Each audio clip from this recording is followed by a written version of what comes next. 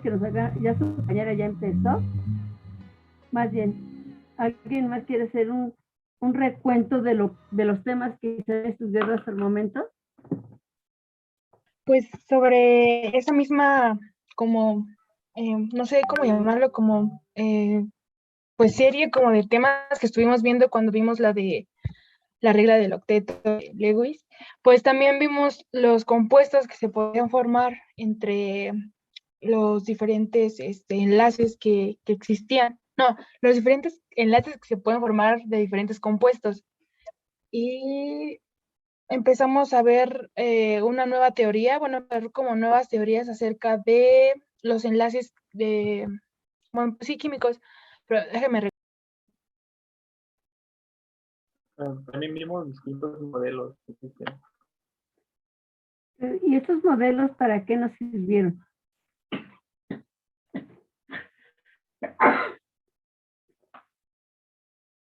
Fue como para entender las diferentes estructuras químicas que se forman, porque por ejemplo también vimos hibridación y...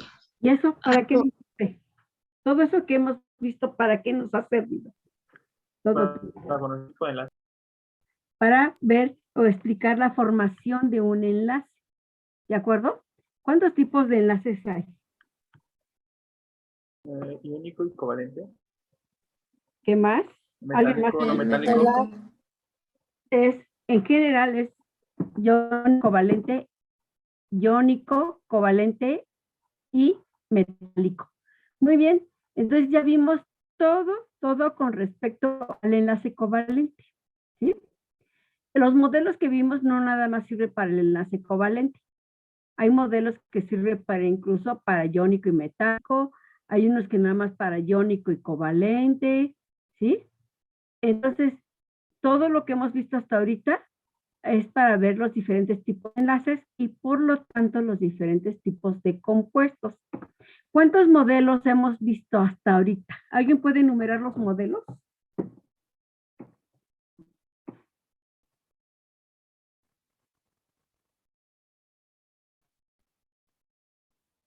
Bueno, vimos la teoría del orbital molecular. Ahí va uno. También modelo 6. Ajá. Pues, por ejemplo, el modelo 1 se funciona en posición de la tabla periódica. ¿Y ese cuántos tipos de enlace dice que existen?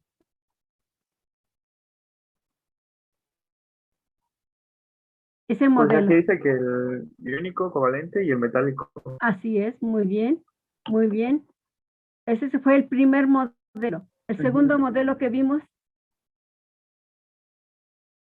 Pues era predicción de tipo de enlace en función de la electronegatividad.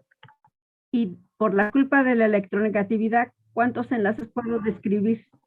El iónico, el no polar y el polar. Así es, el covalente que se subdivide, ¿verdad? Muy bien. El tercer modelo. Ese ya fue el de Luis. Así es.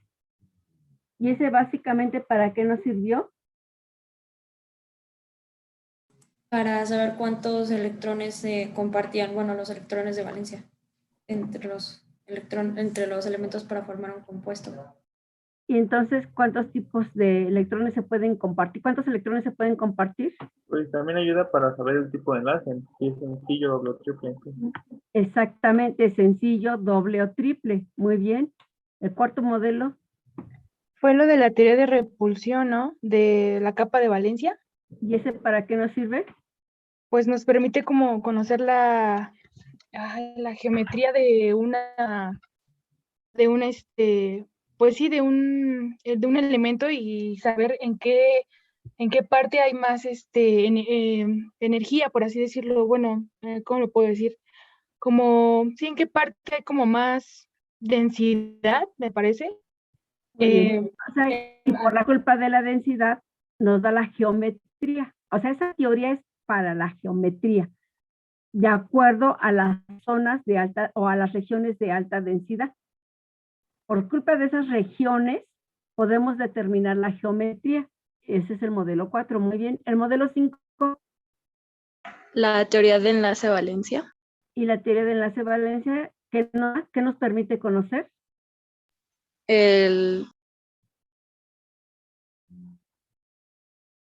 la geometría electrónica.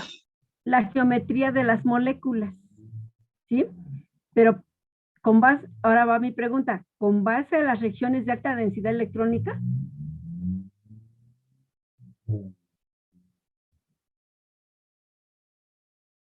A las cargas formales, ¿no? A ver. Esas dos teorías, Era con base en los átomos unidos al átomo central, ¿no? a ver. La teoría 4 y 5 me permite conocer la geometría de mis moléculas o millón poliatómico. Pero la cuarta es con base a las regiones de alta densidad electrónica. La quinta es con base a ¿qué? A los orbitales del átomo central. ¿Y qué pasa con esos átomos o esos orbitales del átomo central? Se hibridan.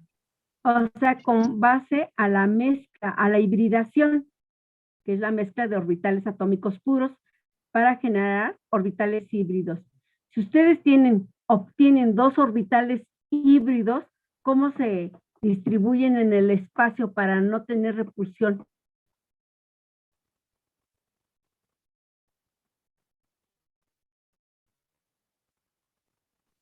Creo que tiene que ser lineal, ¿no? De 180 grados. Así es. Y si ustedes obtienen tres orbitales híbridos, ¿cómo se distribuyen espacialmente? 120. 120, ¿qué geometría? Tetraédrica. Trigonal. No, es trigonal. Trigonal plana. Así es. Y si ustedes obtienen cuatro orbitales híbridos, ¿qué geometría le corresponde? Tetraédrica. Tetraédrica. Y para que se hayan obtenido cuatro orbitales híbridos, ¿cuántos orbitales puros se mezclaron?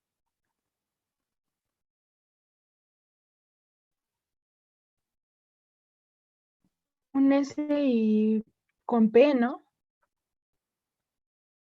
Particularmente, ¿cuántos y cuántos de cada uno?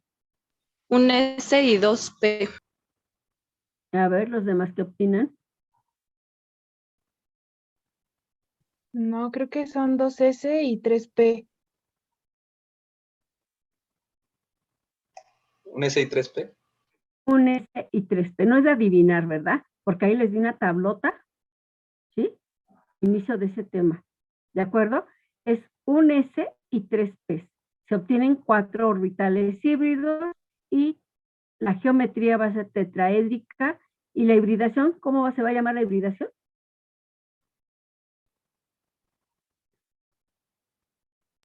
SP3. SP3. Muy bien. Entonces, la quinta teoría es es para darme la geometría con base a al número de orbitales híbridos. Muy bien, a diferencia de la teoría 4. La teoría 4 me da la geometría de mis moléculas con base a las regiones altas de densidad electrónica. Entonces, por ejemplo, si yo tengo un elemento central, de hecho ambas teorías, la 4 y la quinta, parten de un elemento central. Imagínense que tienen un elemento central y que tiene tres pares electrónicos y tiene un enlace sencillo, voy a alucinar, y un enlace triple. ¿Cuántas regiones de alta densidad electrónica tiene? Con todo lo que les dije.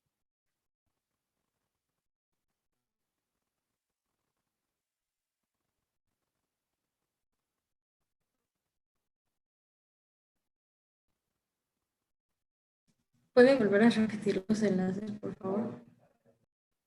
Tiene tres pares libres, un enlace sencillo y un enlace triple. ¿Cuántas regiones de alta densidad electrónica tiene ese átomo? 5. 5. ¿Qué geometría le corresponde? Trigonal bipiramidal, algo así. También les di una tabla. A ver, ¿cómo se llama esa geometría? Sí, bipiramidal trigonal. Así es, Ajá. ¿de acuerdo? Imagínense que les doy el siguiente elemento. Tiene un enlace sencillo, 2 enlaces dobles, un enlace triple y 2 pares libres. ¿Cuántas regiones de alta densidad electrónica tiene? 6. 6. ¿Qué geometría le corresponde? 8. Octaédrica. Octaédrica. Octaédrica. Muy bien. Entonces, el modelo 4 y 5 sirve para darme la geometría de las moléculas, pero una es con base a las regiones de alta densidad electrónica y la otra es con base a cómo deben de estar distribuidos los orbitales híbridos. Muy bien. El sexto modelo, ¿cómo se llama el sexto modelo? El modelo de Tom. Tom sirve para predecir geometrías. No.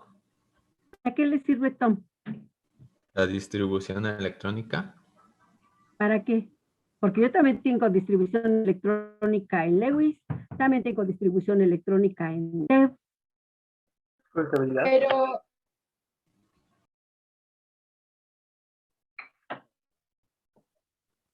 Para saber si es paramagnético o diamagnético. Entonces la teoría muy bien sirve para conocer propiedades magnéticas. Es una de las cualidades de esa teoría. ¿Qué otra propiedad me permite determinar Tom? Aparte de propiedades magnéticas. Energías de enlace. Energías de enlace o orden de enlace, ¿no?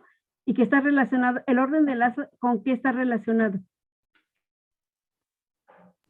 Estabilidad. Con la estabilidad de ese enlace, o sea, la estabilidad de la molécula, que nada más estamos para moléculas de 2 átomos, ¿verdad? Formadas por 2 átomos, iguales o diferentes, pero nada más 2. ¿Se acuerdan? Entonces, todo eso es lo que hemos visto. Hemos visto 6 teorías, pero nos enfocamos al enlace covalente, ¿sí? Bueno, hoy empezamos un nuevo enlace. Entonces, creo que ya por aquí vieron el subtítulo. De acuerdo a lo, si es que revisaron algo de este tema, ven que se los vi el jueves pasado, entonces si lo revisaron, entonces vamos a ver el enlace iónico.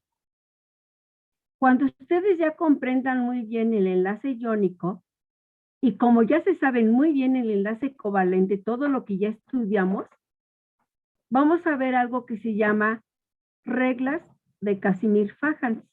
Es un modelo que ahorita vamos para allá. Entre hoy y mañana lo vamos a discutir. Muy bien. En esta tablota dice clasificación de sólidos, porque sabemos que todos los compuestos iónicos son sólidos. Tienen esa particularidad. ¿Sí? Y tienen que saberse muy bien una tabla. ¿Se acuerdan que en nuestra primera clase hice que hicieran como tarea? O yo también se los di, más bien, que había 5 propiedades que tenían que saber de las sustancias iónicas, covalentes y metálicas. Bueno, si no se lo saben, tienen que retomar ese apunte, porque va a ser muy importante para que yo pueda explicar, por ejemplo, el modelo de Casimir-Fajans.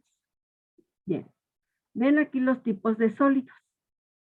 Existen sólidos amorfos y cristalinos. Los amorfos, como su nombre lo dice, no tienen una organización interna. Son sólidos, pero están ahí, no es nada homogéneo, ¿no? En cambio, un cristalino, pues tiene una forma bien definida. ¿Sí? Y bueno, dentro de los cristales que nosotros vamos a estudiar, hay unos que le llaman cristales moleculares, que en este caso incluso finalmente son compuestos covalentes. Son cristales, pero covalentes. Esos pues ya, de alguna manera, los analizamos. Claro que nosotros lo analizamos para compuestos pequeñitos.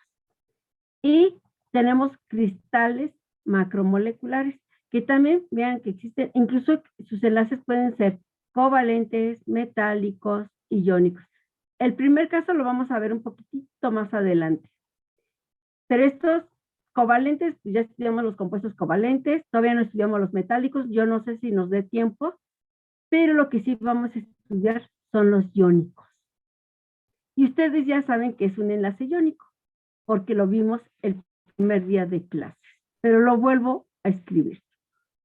Aquí. Pero aquí ya he explicado un poquito más amplio que la primera vez. De hecho, así como vimos varios modelos para el covalente, para el iónico vamos a ver un modelo que se conoce como COSEL. Es un modelo al físico o debido al físico alemán Walter COSEL. Él propuso el denominado modelo de enlace iónico, ¿sí? Él dice que un átomo puede ceder uno o varios electrones, y eso ya lo sabemos, es valencia, ¿sí? A otro. Los va a ceder para que él quede finalmente con 8 en su última capa. Y por lo tanto, si él cede, va a haber átomos que aceptan. Y también para quedar con 8. ¿Sí? Entonces, dice él dice que los metales ceden o pierden electrones de valencia. Y los no metales los aceptan para formar sales. Entonces, eso es lo que dice en general. Él dice que ya los compuestos iónicos, ya sabemos, en esa tabla la tienen que recordar muchísimo porque lo voy a ocupar más adelante, aunque aquí está el repaso con un enunciado. Los compuestos iónicos, su estado de agregación o el estado de agregación de la materia son sólidos y cristalinos. Son solubles en agua. Conducen la electricidad, ya sea que estén fundidos o en disolución. Creo que en esta tabla abarco solubilidad, conductividad, punto de fusión y no sé si punto de ebullición, que me van a servir muchísimo para la clase de mañana. O sea que mañana se tienen que aprender, si no lo han repasado, esa tabla, que les dije que le iba a ocupar varias veces durante el semestre. Entonces, estas son algunas propiedades que tienen mis compuestos iónicos, ¿sí? Y nuevamente aquí, un sólido cristalino pueden ser átomos, iones o moléculas que están ordenados en arreglos bien definidos. Tienen superficies planas o caras que forman ángulos definidos unos con otros. Funden, aquí está otra de las propiedades, funden a una temperatura específica, ¿sí? Y los conjuntos ordenados de partículas de estas caras también provocan que los sólidos tengan formas muy regulares, ¿no? Como el cuarzo, el diamante, etc. Ejemplo 1. Observen aquí todo lo que dijo COSEL. El sodio tiene el número atómico de 11. Y si ustedes recuerdan la configuración electrónica del sodio, ¿cuál es, chicos?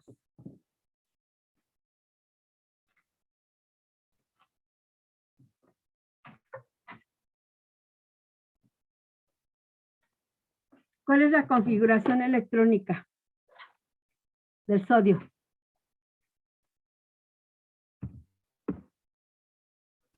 Uno S2, 2S2, 2P6 y 3S1. Muy bien. Como átomo, Dios, ya lo hice. Como átomo neutro, ¿no? ¿Qué pasa cuando él dona un electrón? ¿Cuántos electrones tiene en su última capa o en la capa de valencia? 8. 8. ¿De dónde son esos electrones? ¿De qué orbitales?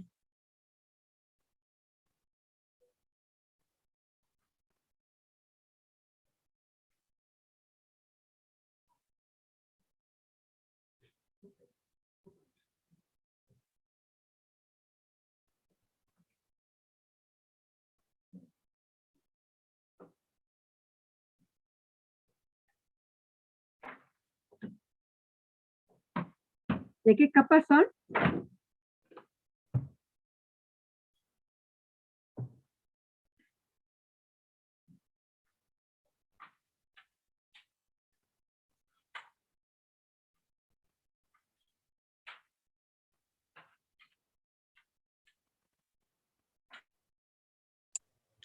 Dos S2 y 2P6. Muy bien, exactamente. Y son 8 electrones. Entonces, el sodio, como dice Cosel, los metales generalmente pierden electrones para quedar con 8 electrones en su capa más externa, o como lo que ustedes conocen con su capa de valencia. ¿Qué le pasa a un no metal como el flúor? El flúor, al ganar un electrón, ¿sí?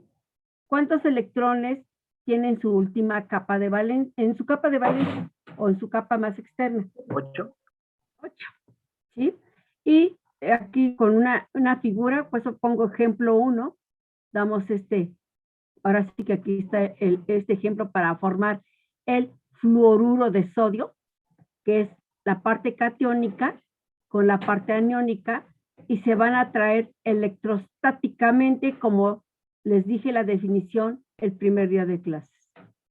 Aquí está el de arriba fue fluoruro de sodio, este es fluoruro de litio, con otro esquema, por si no se entendió en el ejemplo 1.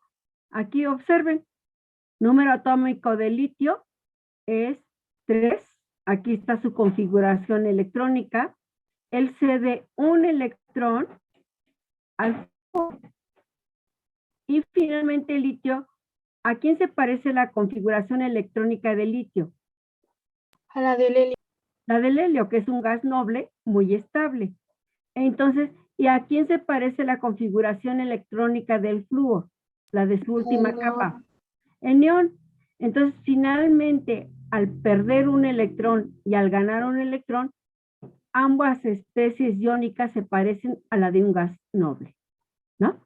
Ahora sé que aquí está con puros electrones, igual aquí, más colorido. Y si no quedó claro, aquí está el ejemplo 3, con configuración electrónica, para formar en este caso, ¿a quién quiero formar? Déjenme ver, cloruro de calcio. Vean el cloruro de calcio. Entonces, ¿qué tienen que saberse? ¿Cuál es la configuración electrónica del calcio? Ahí está presente. ¿Cuál es el número atómico del calcio? Según esto, ¿cuál es el número atómico del calcio? 20. 20. Y esa es la configuración electrónica. ¿Cuántos electrones tiene en su último nivel de energía el calcio?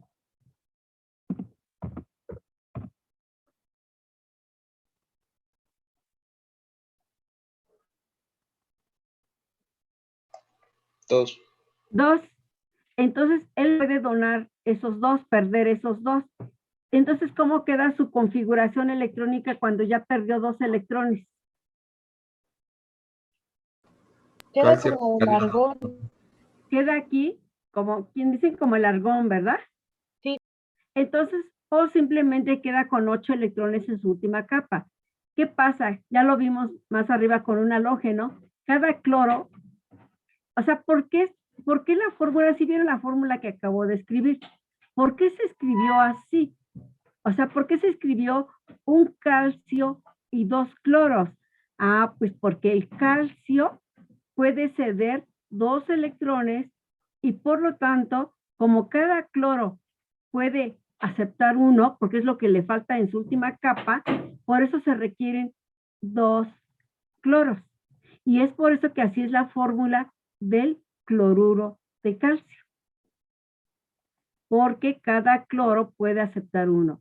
Y vean, cada cloro en su última capa, último nivel de energía, tiene 8 electrones. Aquí está un dibujito, el calcio es +2, cada cloro es -1. Pero esto es lo que explica.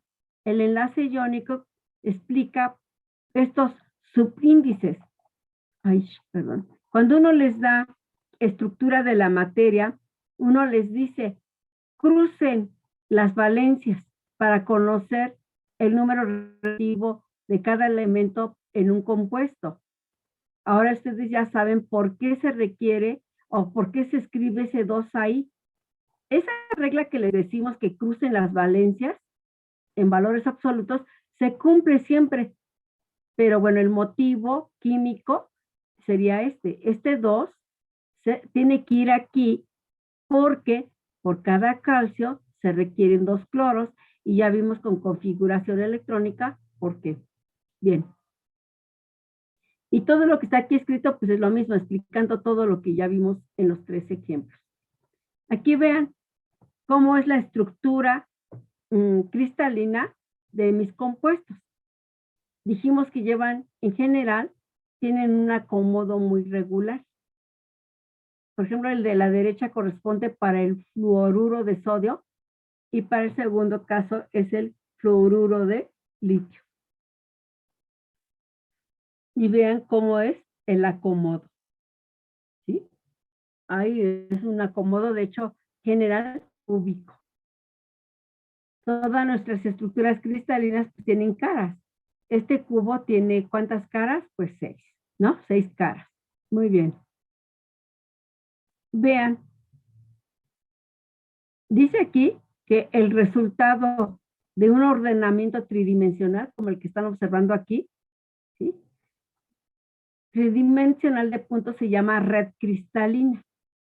Entonces, de hoy en adelante yo voy a decir red cristalina. De hecho, existen ciertos parámetros que nos ayudan a entender esto de red cristalina. Eso ya se ve en materias más avanzadas. Por ejemplo, hay materias que se llaman estado sólido, donde imagínense nada más ver una materia que trate de esto, parte de compuesto iónico y metálico, porque ellos son los que forman sólidos de este tipo. Entonces es una materia que se trata de todo el semestre, que es ver estas estructuras cristalinas. Ellos ahí estudian algo así. Lo más sencillito que podemos entender es un cubo en el cual, de acuerdo, si ustedes colocan ese cubo en los ejes coordenados, pues tienen puntos. Por ejemplo, sabemos que tridimensionalmente la materia tiene puntos X, Y y Z. ¿Qué pasa este puntito que ven aquí? En X, está en X, sobre el eje de las X es 0, sobre el eje de las Y, ¿sí? ¿Qué será? Según aquí, bueno, aquí está X, Y y Z. Acuérdense que ustedes pueden nombrar como quieren a sus coordenadas. Entonces aquí está, en X es 0, en Y es 0, pero sí tiene un valor en Z. 1. Y observen. Por ejemplo, este punto que está aquí, sobre el eje de las X es 0, sobre el eje de las Y tiene un valor que es 1 y sobre el valor de las Z tiene otro valor. Entonces, en esa materia que se llama estado sólido, ¿sí? Según estos valores ya nos puede indicar cómo están ubicados nuestros cristales sobre los ejes. O sea, cómo están ubicados sobre los ejes. Pero eso es un tema de otra materia. Pero bueno, sabemos que este cubito tiene sus coordenadas espaciales y bueno, esta es la más así partiendo del origen, pero puede estar más movido a la derecha, más hacia el eje de las X o Z, etcétera, y pues van a cambiar los valores de sus coordenadas. Muy bien. Algo que tenemos que entender es qué es celda unitaria. ¿Qué es una celda unitaria? Son paralelepípedos. ¿Y qué es un paralelepípedo? Un paralelepípedo son figuras de 6 lados, cuyas caras son paralelas, paralelogramos. ¿Esto qué quiere decir? Imagínense este cubo. Si yo tuviera la cara izquierda, bueno, las voy a confrontar con la cara derecha, son paralelas. Vean mi cursor. Ahora la cara de atrás con la cara de adelante son paralelas. La cara de arriba con la cara de abajo son paralelas. ¿Sí? Entonces, una celda unitaria siempre va a ser un paralelepípedo, que es una figura de 6 lados y que sus caras son paralelas. Cada celda unitaria, ¿sí?, se describe en términos de longitud de los vértices. O sea, tiene una longitud como este cubito, una altura, una profundidad, ¿sí? Entonces tiene una altura, ¿cómo le podemos decir? Tiene un lado A, un lado B y un lado C. Y entre esos lados existen ángulos. Le vamos a llamar alfa, beta y gamma. Muy bien. Los cristales tienen la misma simetría que las celdas unitarias, porque la celda unitaria es lo más pequeñito, es la unidad básica que constituye a todos los cristales. O sea, un cristal son múltiplos de una celda unitaria. Imagínense que estuvieran en el salón de clases. Imagínense que su salón o en una pared está formada por tabiques. ¿Están de acuerdo que vamos a suponer que es ideal que un tabique es idéntico a los otros tabiques? Entonces imagínense que ese salón lo llenen de tabiques. Bueno, todo el salón sería su red cristalina. Pero no es necesario que estudien a todo el salón, porque con que estudien un tabique es suficiente, porque el tabique se repite n veces en ese salón. Entonces, el tabique es la celda unitaria. Entonces, si yo entiendo todo lo que le pasa al tabique, pues es lo que le pasa a la red cristalina, porque la red cristalina, que es el salón, es, como dice aquí, es un múltiplo de lo que, de dicha celda, de un tabique. O sea, el tabique, pues no sé cuántos tabiques le caben en un salón, empezando por sus paredes, ¿no? El acomodo que tiene. A lo mejor le caben, no sé, 10,000 tabiques, por decir algo. 2,000 tabiques. Pero ¿para qué estudio los 2,000 tabiques? Con que estudie uno que se supone que es idéntico a todos los demás, pues ya entiendo el comportamiento de la red cristalina. ¿Alguna duda? No.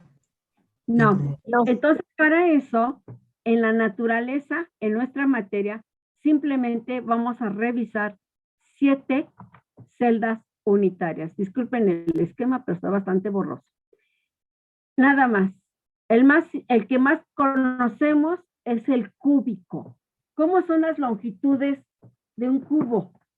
Pues A es igual a B y B es idéntico a C. ¿Cuál es el ángulo que existe entre sus lados? Pues alfa es igual a beta, beta es igual a gamma y eso es igual a 90 grados. Un ejemplo de un compuesto cúbico, la sal de mesa.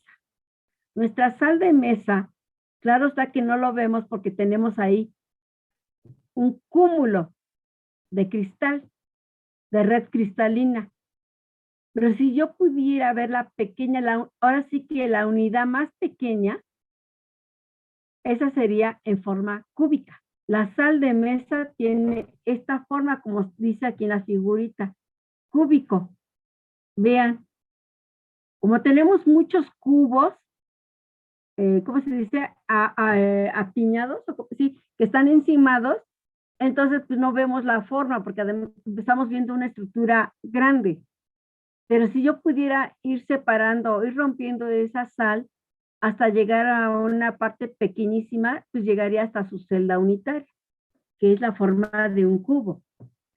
Luego tenemos el tetragonal, ortorrómbico, monoclínico, triclínico, hexagonal y romboédrico. Estas son las 7 celdas unitarias. Si ustedes observan aquí, vean cómo son sus longitudes. y vean cómo son sus ángulos. Todo aquello que no es igual es diferente. ¿Sí? Entonces vean ejemplos. Yo nomás les puse un ejemplo, pues para qué más, ¿no? Nos vamos a enfocar al cúbico. Y vean sus figuras. ¿Cómo es? Vean un cubito, una celda unitaria cúbica, una celda unitaria tetragonal, ortorrómbica, monoclínica, triclínica, hexagonal y romboédrico. Claro que no están separados. Si ven aquí es un cúmulo de romboédricos o triclínicos. No está por aquí la figura, no, nomás puse 2, 4, 6. No, sí puse todos, ¿no? Hexagonal, trigonal, romboédrico, bueno, aquí está ortorrómbico, monoclínico y triclínico. Muy bien. Es para que vieran las diferentes, cómo se ven los cristales, ¿no? Muy bien. Dentro de los cristales hay una clasificación, isomorfos. Ese es su nombre. Iso, igual.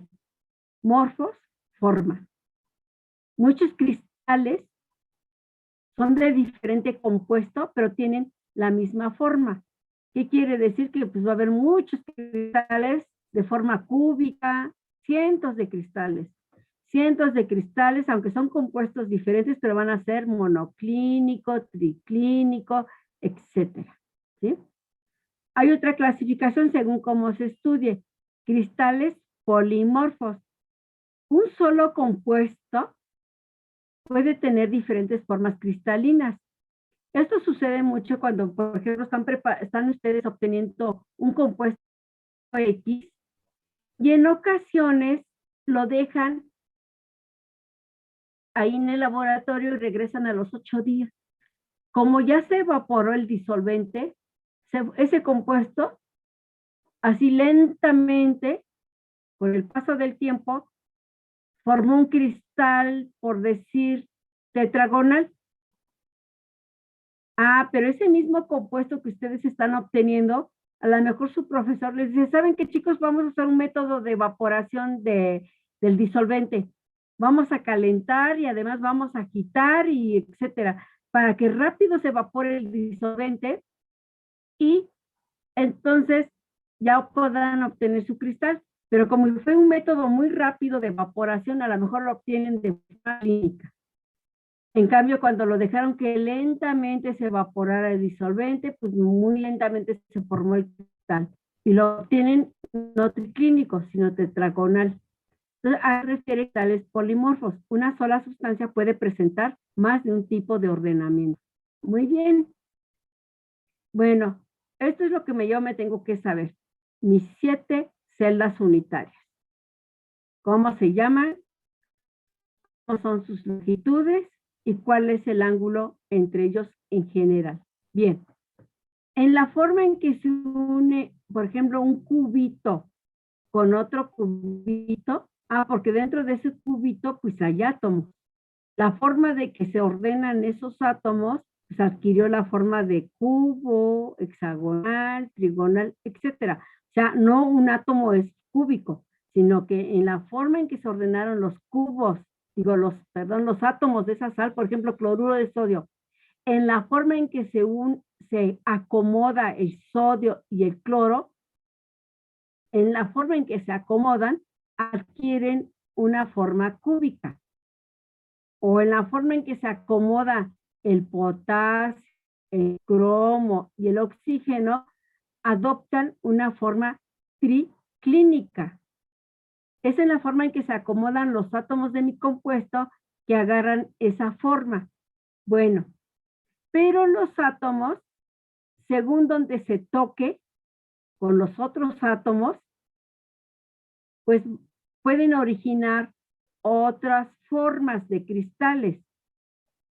Entonces, de estas 7 células unitarias, surgen las 14 redes de Bravais. Y observen lo siguiente. Por ejemplo, en la cúbica, en la forma en que se ordenan sus átomos, que son esos puntitos, puede haber cúbica simple, cúbica centrada en el cuerpo, cúbica centrada en las caras. Tetragonal, por ejemplo, la tetragonal, o sea, este cristal que está aquí, que ven ustedes en amarillito, tetragonal, puede ser tetragonal simple, tetragonal centrada, y hasta ahí quedó la cosa. Nada más hay dos tipos de clasificaciones. Vean este cristal que es ortorrómbico. Aquí es un cúmulo, no se ve muy bien, no es uno solo. Ortorrómbico puede haber ortorrómbico simple, ortorrómbico centrada en el cuerpo, ortorrómbico centrada en las bases, ortorrómbico centrada en las caras, es la que más clasificación tiene. Hay algunas que no tienen, como lo es la romboédrica y la hexagonal y la triclínica. No existen otros acomodos más que son las únicas. Y si ven, todas son figuras de seis caras. Todos son paralelepípedos. Entonces, observen nada más en la forma en que se encuentran sus átomos, va a haber esta clasificación. Entonces, esto es lo que deben de saber, que las 14 redes de Bravais es una derivación de las 7 celdas unitarias, pero es de acuerdo a cómo están sus átomos distribuidos en esa celda unitaria. ¿Alguna pregunta?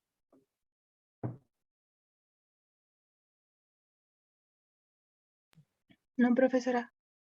Entonces, con esto vamos a trabajar. ¿Perdón?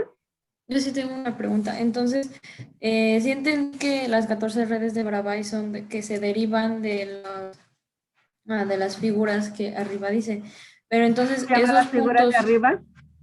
¿Eh? ¿Cómo se llaman las figuras de arriba? Bueno, de las celdas unitarias, perdón. O sea, De las celdas unitarias. Ajá, que de las celdas unitarias derivan todas estas 14 redes de Bravais. Pero entonces, estos puntos, por ejemplo, en la cúbica centrada en el cuerpo, el punto que está en el centro, ¿se refiere a que ahí hay un átomo o es que no me quedó claro qué son esos puntos? Un átomo. Yo les dije átomos. Son átomos. En ok. el centro del cubo hay un átomo. Y vemos en la centrada en las caras. Aparte de esto se conoce como vértices o esquinas. Aparte de las esquinas, están en las caras. Y aquí no se ve en el centro. Es caras y centros. Caras y vértices. Por ejemplo, tetragonal siempre nada más se ven los puros vértices. Tetragonal centrada en el cuerpo es adentro. Hay un átomo ahí completito, ¿verdad? Así es, son átomos. ¿Cómo están distribuidos? O sea, de la forma en que se distribuyen los átomos, originan 14 redes cristalinas conocidas como las redes de Bravais, porque pues, muy seguramente que Bravais las estudió. ¿Hasta ahí está resuelta la duda? Sí, ya, muchas gracias. Luego, entonces, como ya sabemos que existen celdas unitarias y que existen estas derivaciones de esas celdas unitarias que son las redes de Bravais, vamos a hablar de cualquier figura, pero como generalmente estamos más familiarizados con un cubo, pues vamos a hablar de un cubo, ¿de acuerdo? Entonces, fíjense bien, número de puntos por celda. ¿A qué se refiere el número de puntos? Más que de puntos, yo diría, es que esto viene también, los físicos estudian mucho este tema, ¿eh? Les digo que nosotros nos agarramos muchos temas de los físicos. Entonces, para ellos todo es punto, para ellos no hay átomos, pero para nosotros estos puntos se convierten en átomos, aclaro. Entonces yo creo que en vez de decir número de puntos, debería decir número de átomos por celda. Entonces vamos a analizar lo siguiente. Vean que tenemos ese cubo. Para empezar, vamos a aprender a indicar las partes de mi cubo. Las líneas grises, cada línea le vamos a llamar longitud o arista, ¿sí? esa parte plana de mi cubo le vamos a llamar cara. Y una esquina le vamos a llamar vértice. Por lo tanto, chicos, ¿cuántas caras tengo en mi cubo? 6. 6. 6. ¿Cuántas esquinas o vértices? 8. 8. ¿Cuántas aristas? 12.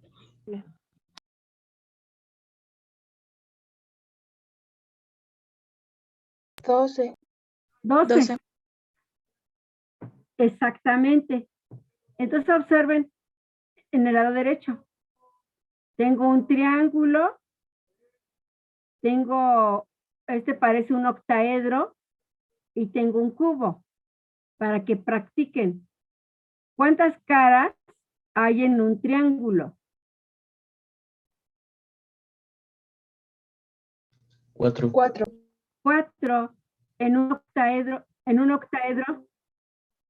8. 8. 8 y en un cubo ya lo analizamos, 6. Número de vértices. ¿Cuántos vértices hay en un triángulo? 4. 4 en un octaedro 6. 6. y en el cubo ya vimos que son 8. Número de aristas. ¿Cuántas aristas hay en un triángulo? 6. 6 en un octaedro 12. 12 y en un cubo ya vimos que también hay 12. Muy bien. Bueno, a ver chicos, esto creo que es de imaginación, pero afortunadamente, cosa que ni en clases de manera presencial hago estos dibujos. Para nada, ¿no? Entonces en el pizarrón ni siquiera me salen. Entonces aquí sí está más bonito que en el pizarrón. Este cubito no se encuentra solo. Ya dijimos que el salón de clases, que está formado por, no sé, 2000 tabiques a lo mejor, es mi red cristalina. Imagínense que yo voy a analizar el tabique que está en medio del salón. Mi celda unitaria. Yo puedo tomar cualquier celda unitaria. Un tabique que se encuentre está casi mero arriba o en la esquina de, por ahí de algún lado, de alguna de las paredes. Pero no, yo voy a agarrar la celda unitaria que está en el mero centro del salón. Y son 3000 tabiques. ¿Están de acuerdo que el tabique que yo elija tiene tabiques arriba, abajo, a la derecha, a la izquierda, atrás y adelante? Sí. Sí. Muy bien. Ya todos se lo imaginaron. Porque entonces viene el siguiente problema. Vean, el vértice, imagínense que en este vértice, que yo ahorita no puedo pintarlo, pero imagínense que este vértice, ¿con cuántos vértices se está compartiendo en total, incluyendo este cubo?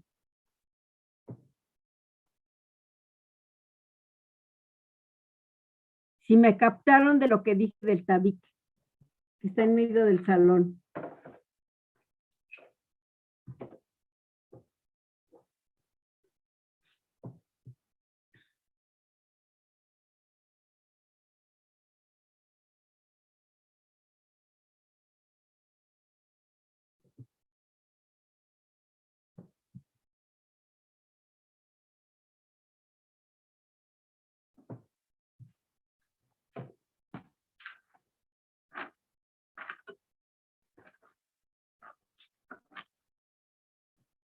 ¿Con 7?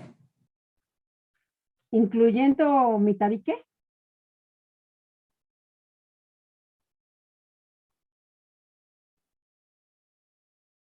Entonces Eso serían me 8. requiere mucha imaginación. Serían Serían 8. Entonces, ¿por qué es importante esto? Pues porque imagínense que yo tuviera un átomo en este vértice. Imagínense que ese átomo no nada más es para este cubo. Ese átomo que se encuentra aquí está siendo es compartido o está siendo compartido con ¿cuántos cubos? Pues con el cubo que está a la derecha de este, con el cubo que está arriba de este, con el cubo que está arriba del cubo de la derecha, con el cubo que está atrás de este que está aquí, con el cubo que está atrás de la derecha, con el cubo que está arriba. Entonces, si ustedes hacen esa figura mental, ¿están de acuerdo que este átomo se está compartiendo en total con 8 cubos?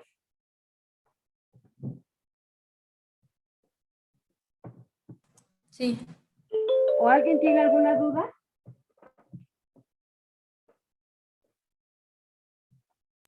Sí, yo, profesora, como que no me queda completamente claro.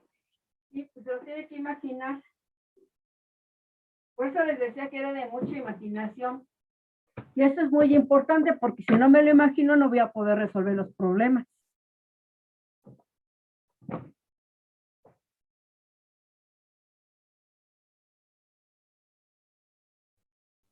Alguien que sí le entendió, ¿qué creen que tenga que hacer su compañera para entenderle?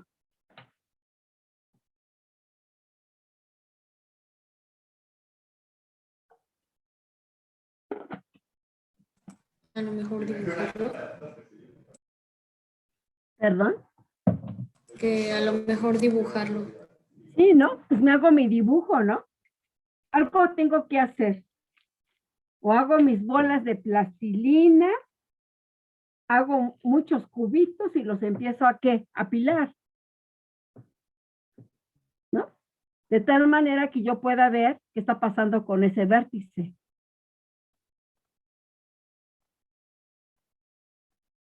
¿Sí, compañera? Sí, gracias. Entonces, pues si no lo entiendo así de manera que no me lo puedo imaginar, pues lo dibujo o lo construyo para poder entender. Si tengo ahí un átomo, ¿con cuántos cubos está compartiendo? Teniendo la base de lo que dije del tabique que está dentro del salón, que voy a agarrar el más interno, que tengo arriba, abajo, a la derecha, a la izquierda, adelante, atrás, etcétera, ¿verdad? Muy bien. Ahora, imagínense que tengo un átomo. Bueno, como lo tengo con un octavo, ahorita voy a pasar. Vamos a hacerlo primero con puras figuritas. A ver, imagínense que tengo un átomo aquí en la arista. No importa si está a la mitad, a la tercera parte de la arista. Ese átomo, ¿con cuántos cubos se está compartiendo? Con 4, incluyéndolo. Con 4 en total, ¿verdad? Muy bien. ¿Y con un átomo que está en la cara? Con 2. Con 2. Entendiendo esa parte, pues aquí está, ¿verdad? Aquí tenemos eso de la cual tenemos problemas para imaginarnos. Entonces, observen, vean cómo este cubo que está en rojo, un cubo atrás, bueno, imagínense aquí, este cubo, pues aquí está el ejemplo, ¿no? Por eso yo siempre les pido que revisen, pero nunca revisan nada y pues por eso en clase pues hasta es más difícil que entendamos. Vean que aquí está el átomo en una esquina del cubo que está en rojo. Pero este cubo no está solo. Esa esquina está siendo compartido con el cubo que está atrás, con el cubo que está abajo, con el cubo que está a la izquierda, con el cubo que está atrás de la izquierda, con el cubo que está arriba, el que está a la izquierda, con el cubo que está arriba del de atrás, abajo. Aquí está la figura, ¿no? O sea, no podemos llegar a un lugar y decir, es que no entiendo. Es que no quiero pensar, ¿verdad? O no quiero o no leí simplemente. Pero aquí está la figura. Entonces, vamos a aprender que entonces el átomo que está en este vértice o esquina contribuye con una octava parte para cada cubo. El átomo que está en una arista contribuye con una cuarta, o sea, en una cuarta parte, en un 25%. El que está en las caras contribuye en un 50%, con una cara y con otra cara. Como se puede ver en el ejemplo que está en medio. Vean que si el átomo está en una cara, pues nada más está compartiendo con la cara del otro cubo. O sea que la mitad es para un cubo y la otra mitad es para el otro cubo. A diferencia del átomo que está en un vértice.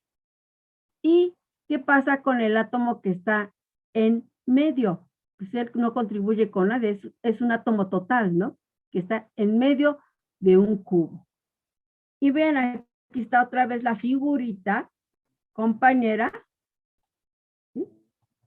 Creo que finalmente no tiene que construir nada, porque aquí está. Vean el átomo que está en una cara del cubo. Aquí dice que se comparte con es un medio, porque el otro medio lo tiene la cara del otro cubo. ¿Y qué pasa con este átomo? La contribución es de 1/8, ¿no? Porque se está compartiendo en total con 8 cubos en total, como se puede ver en la figura de la izquierda. ¿Alguna pregunta?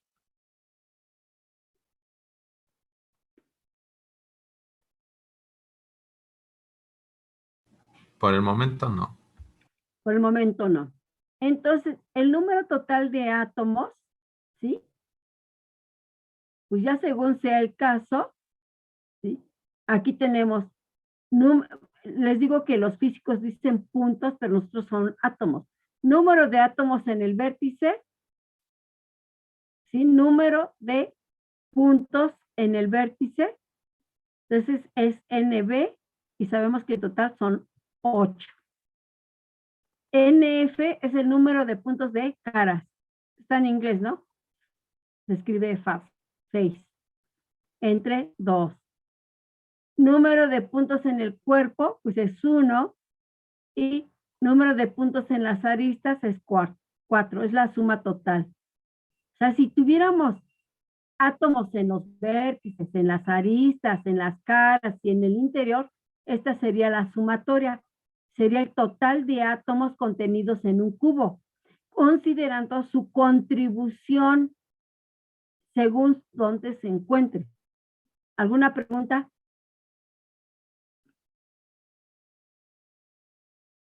No. Entonces, pasemos a esto. De hecho, yo les doy aquí la ecuación. Generalmente hay otras materias que nunca les doy ecuación. Esta ecuación lo utilizan mucho los que estudian el estado sólido. Yo generalmente les doy los problemas para que usen lo que aprendieron en estructura de la materia, que es cálculos estequiométricos. Con cálculos estequiométricos sale igual que usar la ecuación. Entonces, todos los cristales tienen una densidad teórica, ¿sí?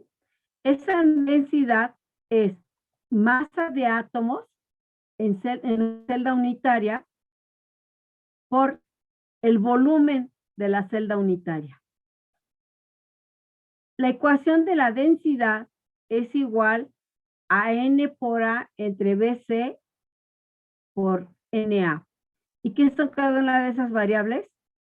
N es el número de átomos de la celda. Por eso tengo que entender perfectamente esto, porque si no sé cuántos átomos hay en mi celda, mi problema jamás me va a dar. ¿Sí? Entonces, N es el número de átomos por la celda. A es el peso atómico.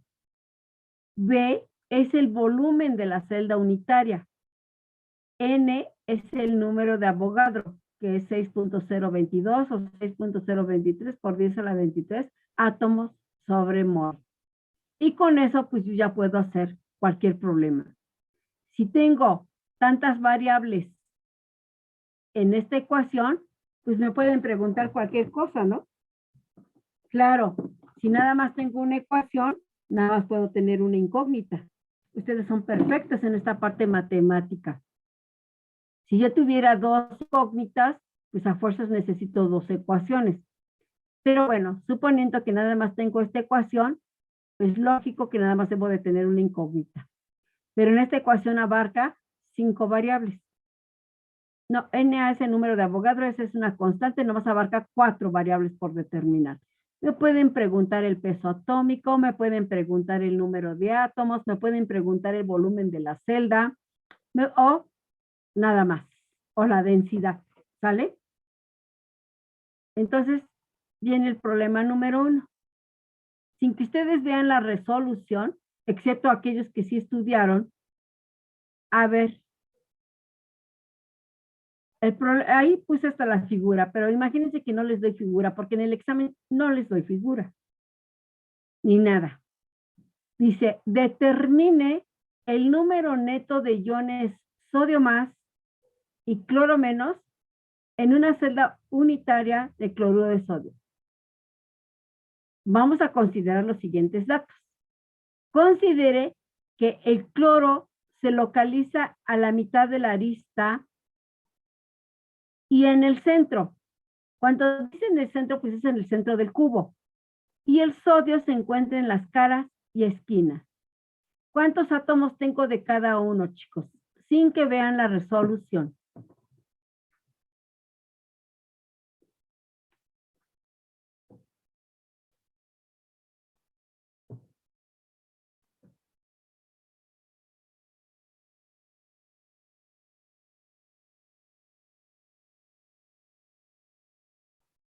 De cloro son 4 átomos. De cloro son 4 átomos. De sodio. Igual 4. Y son 4. Y pues aquí está la resolución, ¿verdad? Lo único que tengo que saber en los problemas es dónde me dicen que se encuentra el átomo.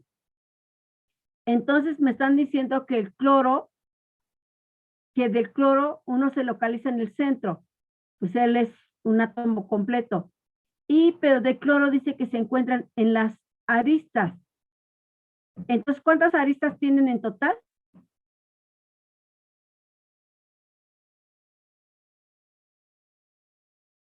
12. Y cada arista su contribución es 1/4. Entonces, 12 por 1/4, ¿cuánto les da? 3 más 1, 4 átomos de cloro. Muy bien. Y para el caso del sodio, dice que se encuentran en las caras. ¿Cuántas caras tiene mi cubo? Ah, pues 6, ¿no? Pero la contribución de cada cara es de 1/2. Entonces ahí son 3. Pero también el sodio se encuentra en las esquinas. ¿Cuántas esquinas tienen? 8. Pero cada esquina contribuye con 1/8.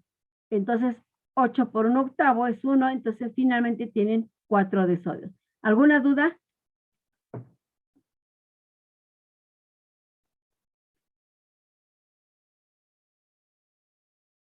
No. Perfecto. Entonces, como ya saben lo anterior, el ejercicio número 2 es determinar la densidad con estos datos. Ahora sí, explíquenme cómo lo hicieron para determinar, como ya está aquí todo hecho, ¿sí? A ver, díganme cómo se hizo para llegar a la densidad. Analicen el problema y qué se hicieron. Ok, más en qué se hizo, ¿no?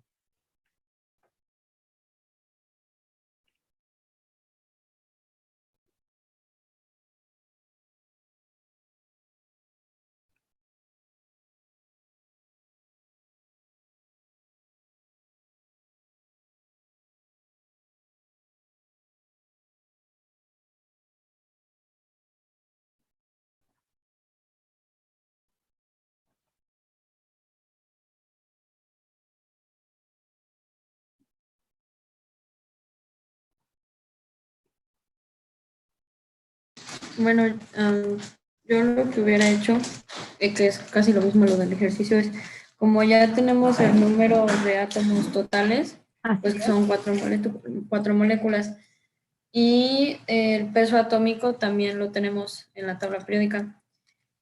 Después, ¿Qué están sustituyendo el peso atómico? bueno, ahí está 58 gramos gramos de NaCl es igual a 1 mol. ¿Y eso es el peso atómico?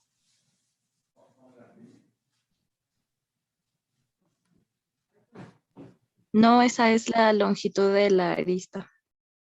A ver, 58 gramos. ¿La longitud se da en gramos?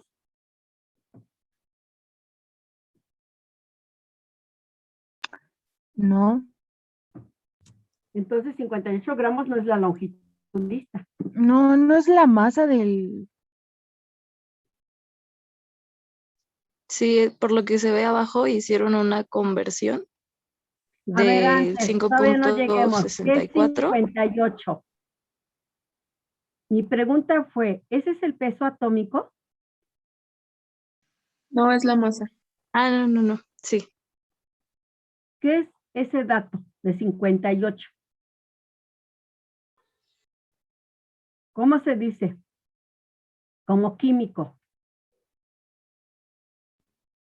No como químico, como parte de las carreras de química.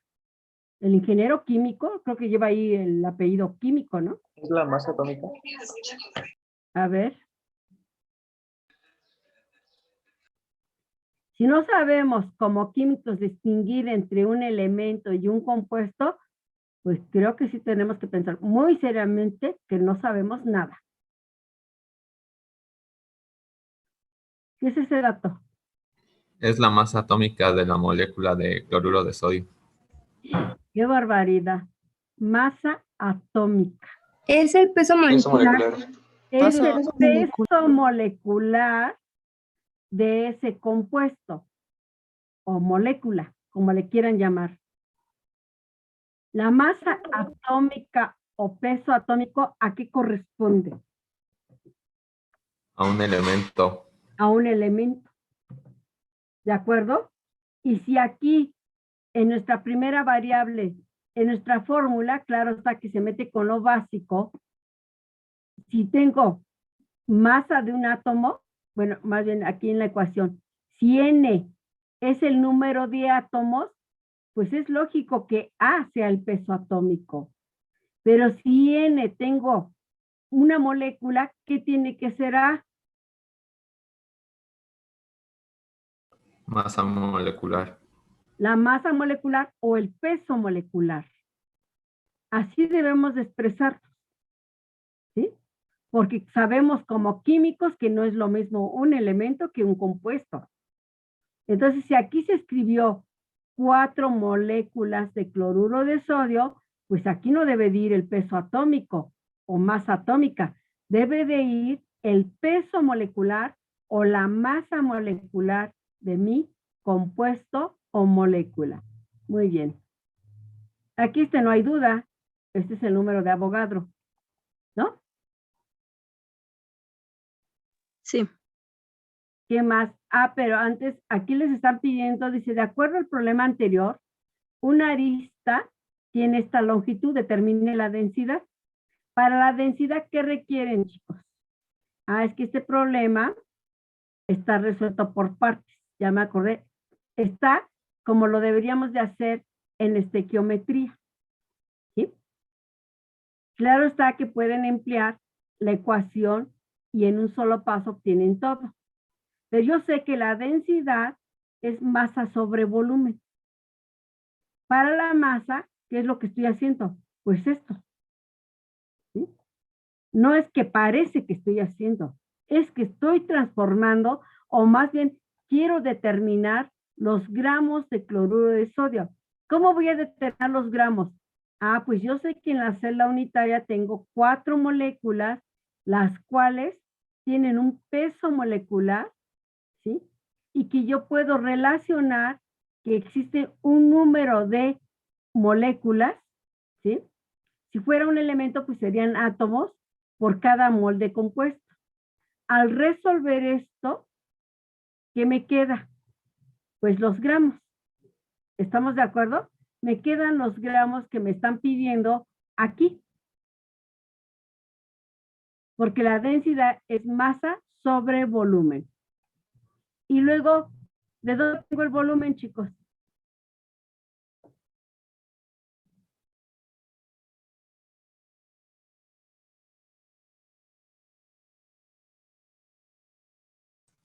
Con la longitud que se nos dio se pasa a centímetros y después ya se saca el volumen. Entonces con eso puedo obtener el volumen. Entonces ahora sí ya divido masa sobre volumen. Si quieren, empleen la ecuación y les debe de dar lo mismo, ¿no? Vamos a aplicar la ecuación. No con pasos geométricos, sino con la ecuación. ¿Cómo quedaría? Vamos a sustituir datos, ¿no? ¿Ya lo hicieron en su cuaderno, ampliando la ecuación?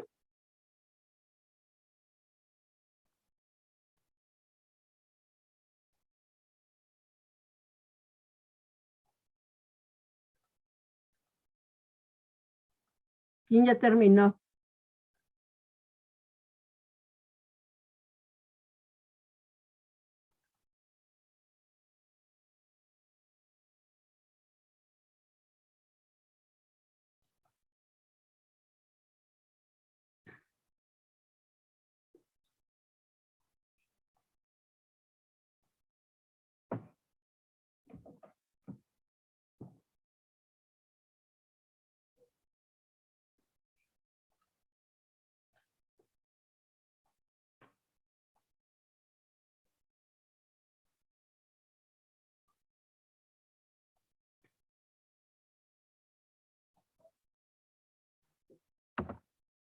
¿Quién ya lo hizo?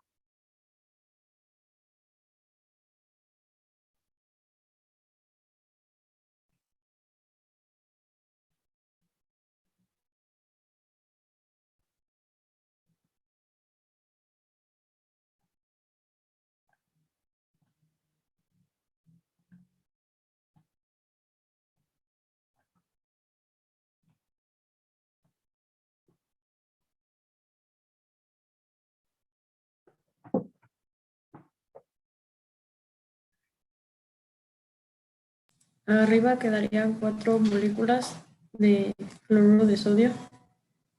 Y en el primero les quedaría, muy bien, quedaría, sí, si ustedes multiplican, a ver, aquí quedarían 4 moléculas de NaCl, ¿sí? Y luego A, ¿qué dijeron que era A? El peso molecular, ¿verdad? Es el peso molecular de mi molécula o compuesto, que serían 58 gramos de NaCl, porque hay que escribir todo, ¿no? De todo lo que me están dando. Perfecto. Y luego, aquí abajito, luego dice BC. ¿BC qué es, chicos? El volumen. El volumen que ya transformaron por ahí. El volumen, ¿cuál es el volumen total? Ahora sí que del cubo.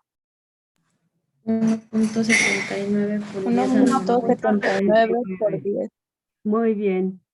Es 1.79 por 10 a la ¿qué? A la menos 22, ¿verdad? A la Sí. menos 22 y ¿qué? Centímetros cúbicos. Perfecto. Centímetros cúbicos. Nomás que aquí si no lo hago de esa manera no me lo acepta. Centímetros cúbicos. Esto va a ser multiplicado por, según aquí, bueno, todo esto va esto lo debo de tener, bueno, estoy multiplicando.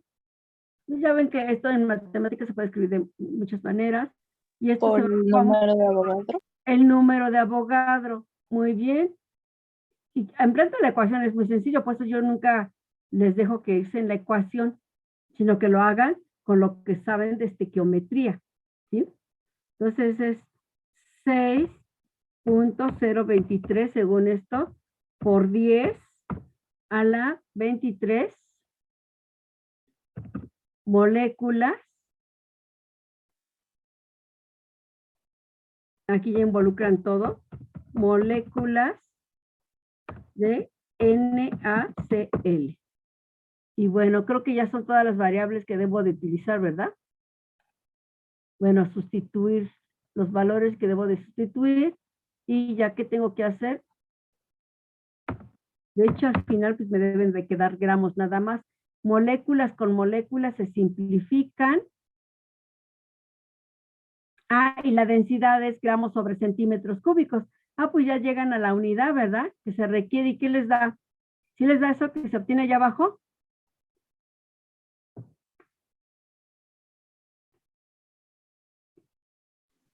A mí me da 2.15. Sí, bueno, más o menos, ¿verdad?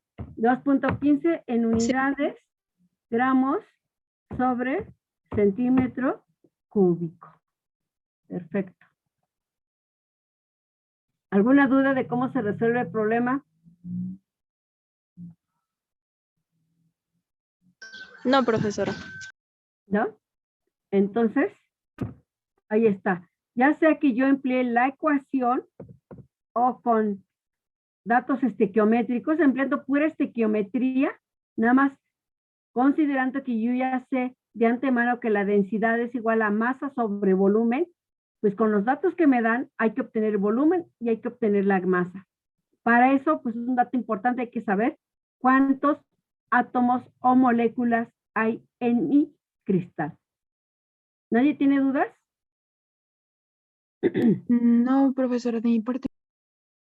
No, ¿verdad? Nadie tiene dudas. Según esto, nadie tiene dudas.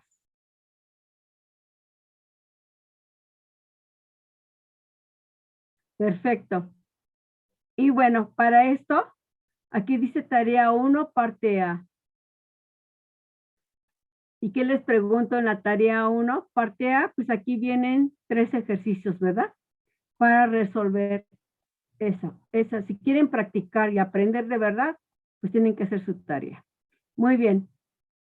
Muy bien. Entonces, fíjense bien cómo una cosa, como el conocer mis celdas unitarias, entender qué es mi celda unitaria, me lleva a conocer mis 14 redes de Bravais, entender qué son esos puntos, pues son átomos.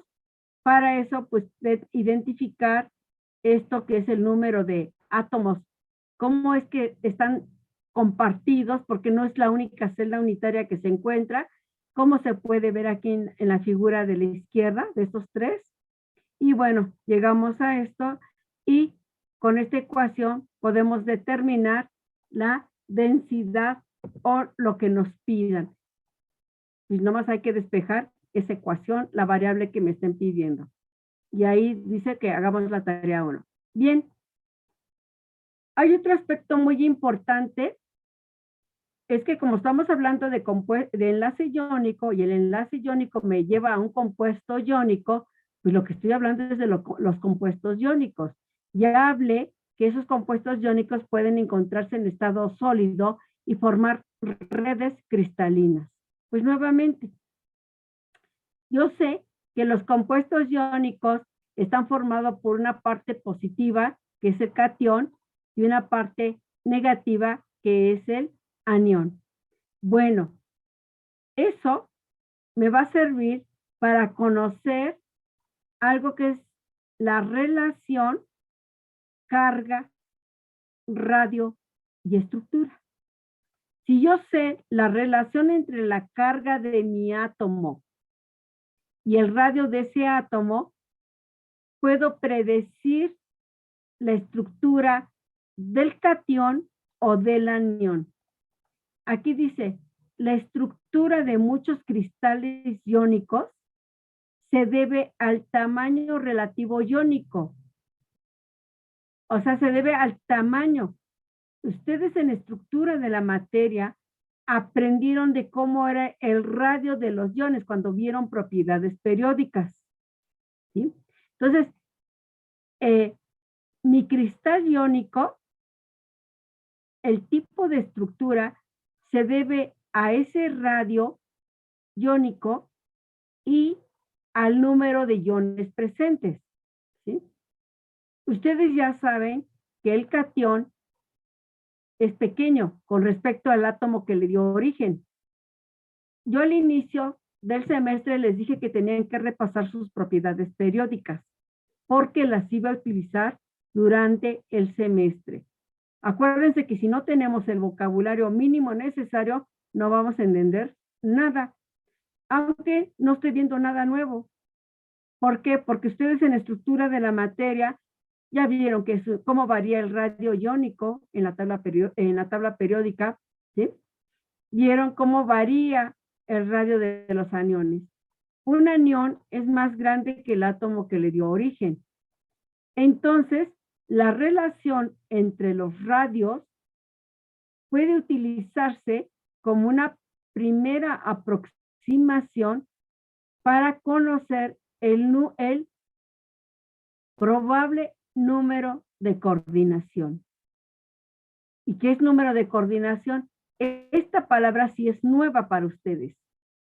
Es la única palabra nueva que ha aparecido hasta el momento que iniciamos. Ay, bueno, claro, y redes de Bravais y celda unitaria, ¿no? Son palabras nuevas. Pero todo lo demás, y ustedes ya lo conocían. El número de coordinación en esta unidad, porque esta palabra la voy a usar hasta el final, pero con un concepto similar. Pero aquí en el enlace iónico la vamos a definir como, o se refiere, el número de coordinación se refiere al número de iones vecinos que rodean a un ion en particular. ¿Sí? Un catión no va a estar rodeado de cationes porque pues, hay repulsión. Un catión va a estar rodeado de aniones y un anión va a estar rodeado de cationes. Entonces, dependiendo de cuántos cationes rodean a un anión, si por ejemplo son 4, pues su número de coordinación será 4. Si un anión está rodeado por 8 cationes, pues su número de coordinación es 8. Si un anión o un catión está rodeado de 6 aniones, pues su número de coordinación será 6, porque el número de coordinación es el número de iones vecinos que rodean a un ion en particular. Y veamos cómo es la influencia del tamaño de mis iones en la coordinación de estos. O sea, ¿qué relación hay del tamaño con el número de coordinación? Bien, aquí está esta tabla, ¿sí? En esa tabla se ve el número de coordinación. Puede ser que ya sea el catión o el anión, puede estar rodeado de 2 átomos vecinos, 3, 4, 6 u 8. Entonces, estos datos que alguien ya los obtuvo a nivel experimental es la relación entre el catión y el anión. Bueno, cuando nosotros determinamos un dato, pues debemos de compararlos con estos que están aquí y de acuerdo a eso obtengo la geometría de coordinación. Si el dato se encuentra entre 0,0 y 0.155, mi anión, no la molécula, mi anión o catión va a tener una geometría lineal, o puede ser que sea un triángulo, un tetraedro, o un octaedro, o incluso un cubo. ¿Esto qué quiere decir? Fíjese bien, una cosa es la celda unitaria, ¿sí? Y vean aquí, una cosa es la celda unitaria de mi compuesto. Ese compuesto pues puede estar formado por partes positivas y partes negativas. Entonces, la celda unitaria es lo que ya estudiamos allá arriba. Ah, pero resulta, imagínense que este fuera cloruro de sodio, y de hecho sí es cloruro de sodio. Las bolitas en rojo es el sodio, ¿sí? Y las esferas en gris es el cloro. Entonces, nosotros ya hicimos un problema de cómo está en la celda unitaria. Pero fíjense bien que ese número de coordinación es me da la geometría de mis iones. imagínense, aquí ustedes ven, vamos a enfocarnos donde está el cursor. Todos ven esta esferita gris. Esta esferita gris, ¿quién es, chicos? La que estoy señalando. ¿Qué átomo es?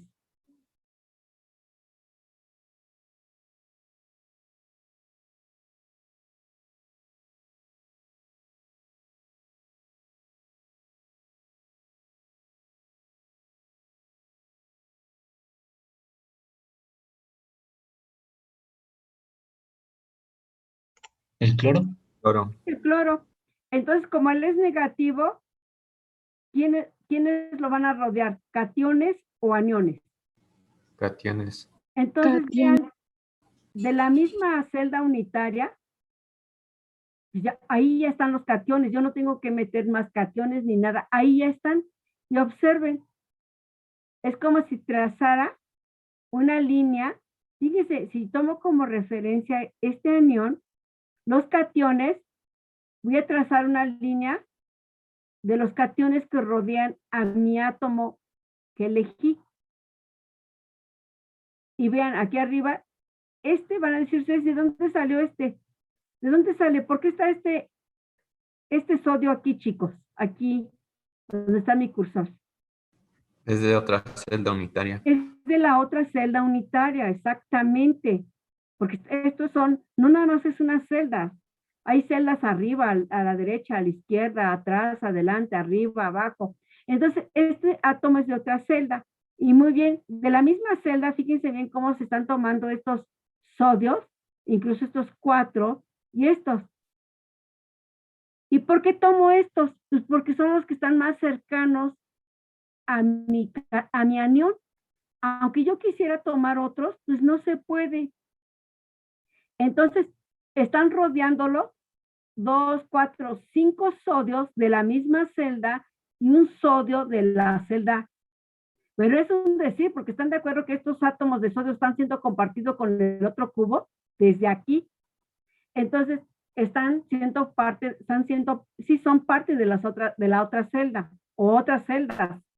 Entonces, vean, al trazar unas líneas rectas, se forma un octaedro. O sea, de por sí tengo que entender que esta es mi celda unitaria, pero por la culpa de los átomos vecinos del anión o del cation, se forma otra figura geométrica, pero es por la culpa del número de coordinación. Fíjense que este que estamos analizando es anión rodeado de cationes. Ahora veamos al revés. Vean el cation de abajo. Ahora el cation rodeado de aniones. Y que por cierto también se forma un octaedro. ¿Ya lo vieron?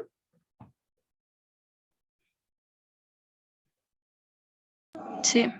O la figura de la derecha. Aquí, de un lado marcaron, es el cation unido, bueno, la figura de la derecha, la celda unitaria de la derecha, pero ahora veamos la parte de la izquierda de esa celda. Es el cation rodeado por aniones. Y al revés, el octaedro formado muy a la derecha es un anión rodeado de cationes. Es lo mismo, nomás que aquí está separado. ¿Sí? Bueno, estas figuras geométricas se forman, es por la culpa del anión o el cation, no es de todos los átomos en total.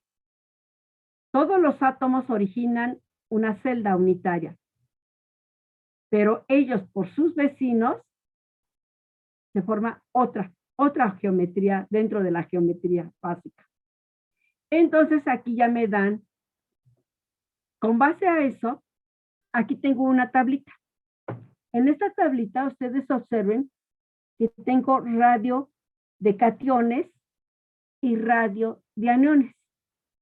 Y tienen, por cierto, el comportamiento que ustedes estudiaron cuando vieron estructura de la materia, particularmente el tema de propiedades periódicas. Por ejemplo, el radio del litio más 76 picómetros y bueno, así, sucesivamente, ¿no? Va aumentando conforme avancemos en la familia 1A. El anión, que es en este caso son los halógenos, es el grupo de los halógenos, el 7A. Vean, el flúor es el más pequeño y conforme avancemos en la familia, pues aumenta el radio de ese anión. Bueno, esto lo encuentro en cualquier libro, no hay ningún problema. Pero, ¿por qué me lo dan? Ah, pues para poder hacer la tarea de la parte B. Y vamos a la tarea de la parte B. Rápidamente. Dice, determine, vamos para el número 3. Determine la geometría, o el número 1, porque arriba no les dice eso, nomás están los dibujos. Determine la geometría y el número de coordinación para cloruro de sodio. Para hacer esto, pues tengo que dividir. ¿Qué tengo que dividir, chicos?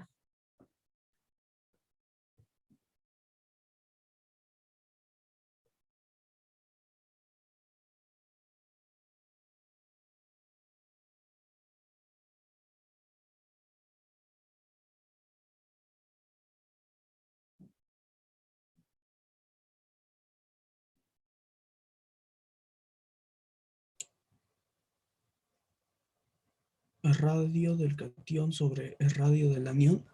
Muy bien, entonces vamos, cloruro de sodio. Vamos a revisar la del cloruro de sodio.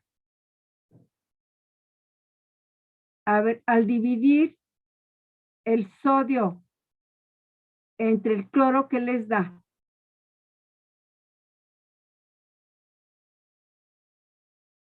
.56. 0.56. Y dentro de esta tabla, ¿dónde se encuentra ese dato? ¿Para qué número de coordinación? 6. 6. Entonces, ¿qué geometría tiene sus iones? Octaédrica. Es un octaedro. Así de sencillito. ¿De acuerdo? Entonces, esa es la tarea B que si quieren practicar. Entonces, fíjense bien cómo el enlace iónico, que yo ya sé que es el enlace iónico y que me induce a tener compuestos cristalinos, y es por eso que es necesario ver que esos compuestos cristalinos tienen una celda unitaria que puede ser cualquiera de estos 7 tipos, pero por la culpa de cómo se pueden encontrar los átomos, origina estas 14 redes de Bravais, y yo sé que utilizando esta información, yo sé que estas figuras paralípedos tienen un vértice, una arista y una cara, ¿sí? Entonces, puedo saber cómo es la contribución de mis átomos, considerando que no nada más existe una celda, sino son muchas celdas.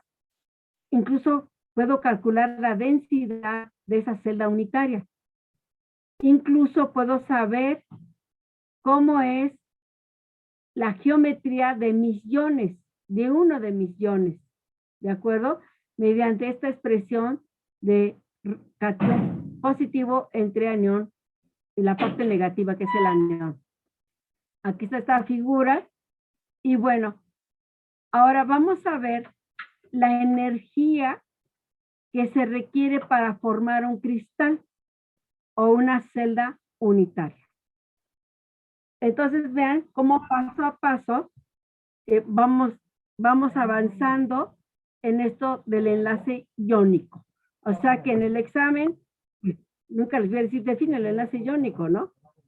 Sino que si ustedes saben qué es el enlace iónico, pues podemos saber todo ese comportamiento de mis cristales, de mis redes cristalinas. Y otra vez, aquí por eso dicen red cristalina. Entonces, muy antes, había un modelo, ese modelo le llamaban el modelo de la energía potencial electrostático. ¿Y por qué electrostático? Pues porque estoy trabajando con especies positivas y especies negativas. Entonces, había un modelo en el que sugiere, ¿sí?, como dice aquí, que los iones en un cristal se acomodan de manera que las repulsiones sean mínimas y las atracciones máximas. La energía que mantiene unido a los iones en un cristal se puede evaluar cuantitativamente. Entonces dice aquí que supongamos que se tenga solamente un catión, imagínense aquí, un catión y un anión. Claro está que al inicio pues están separados y pues en algún momento los vamos a acercar, como lo vimos con el enlace covalente.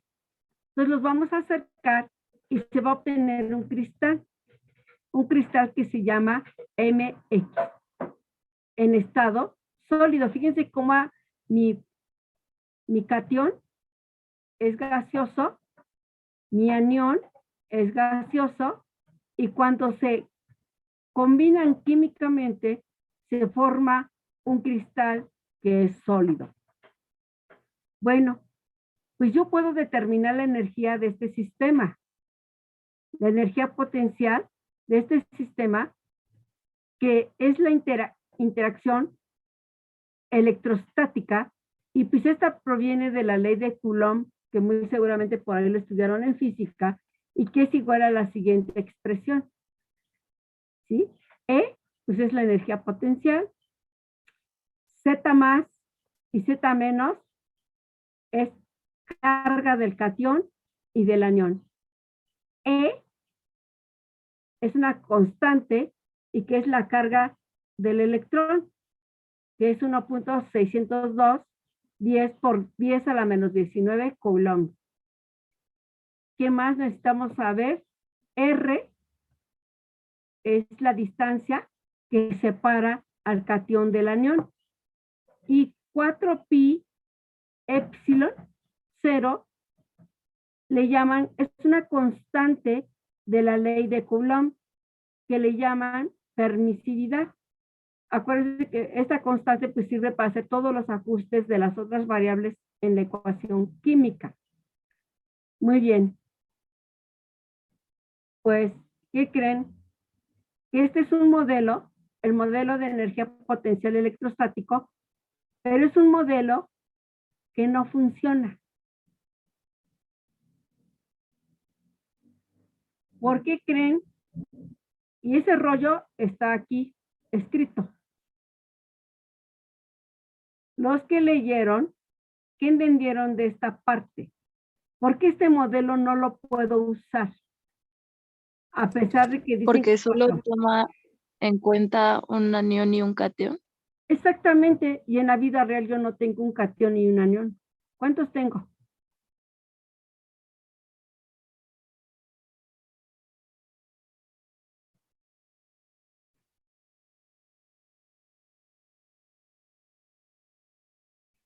Pues depende de la molécula, ¿no? A ver. ¿Cuántos creen ustedes? ¿Cuántos cationes podré tener? Pues muchísimos, miles y miles. Tengo el número de Avogadro, ¿están de acuerdo? Tengo millones y millones de cationes, millones y millones de aniones. Entonces, esta parte matemática es como si tuviera nada más un catión y un anión. Y por eso no me funciona.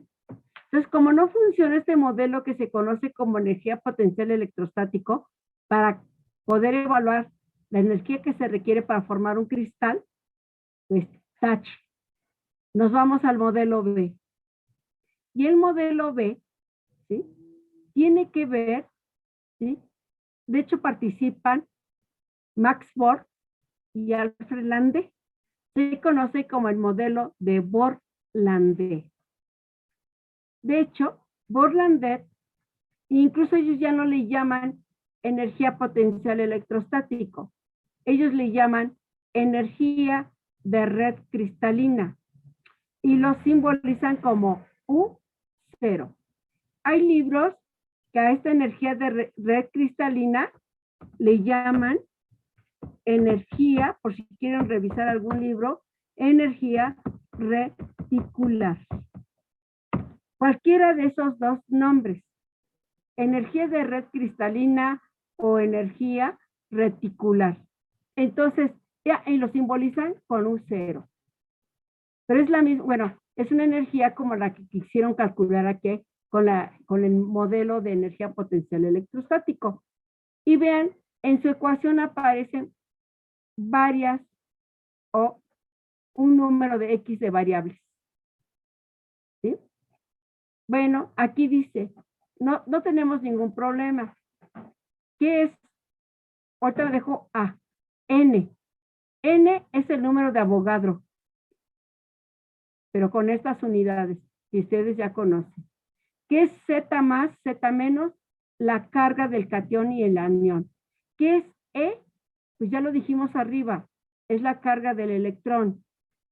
¿Qué es 4pi epsilon 0? También ya dijimos que era la permisividad.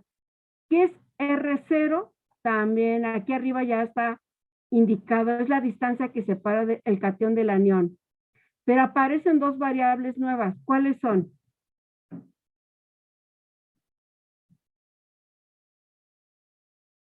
La constante de Madelung. La constante de Madelung y ¿qué más? El exponente de Born. Y el exponente de Born. Pero principalmente la que, bueno, todos son importantes. La constante de Madelung se tiene que incluir para que ya se consideren todas las repulsiones y todas las atracciones de todos los cationes y todos los aniones que existan en ese medio. Para eso se introduce la constante de Madelung. Entonces, aquí les doy una tabla,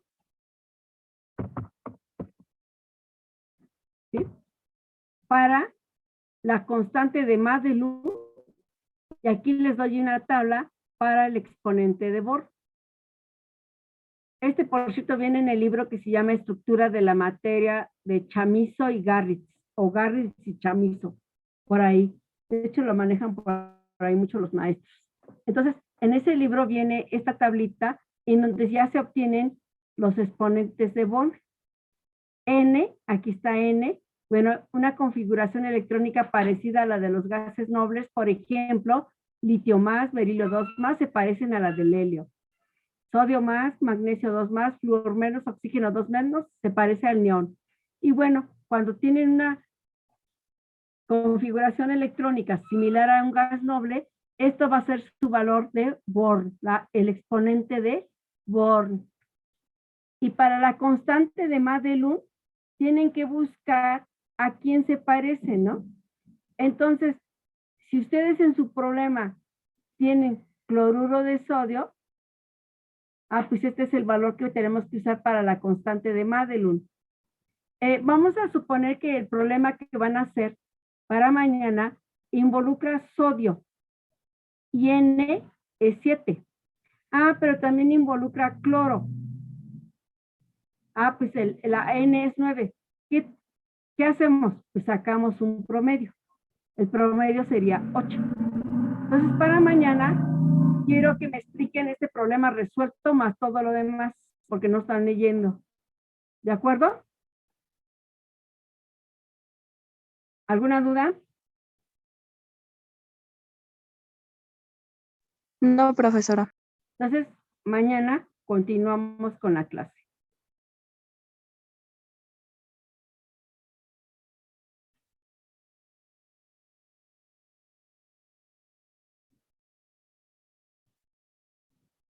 Hasta luego. Gracias. Hasta mañana, chicos. Hasta mañana. Hasta mañana. Hasta luego. Hasta mañana.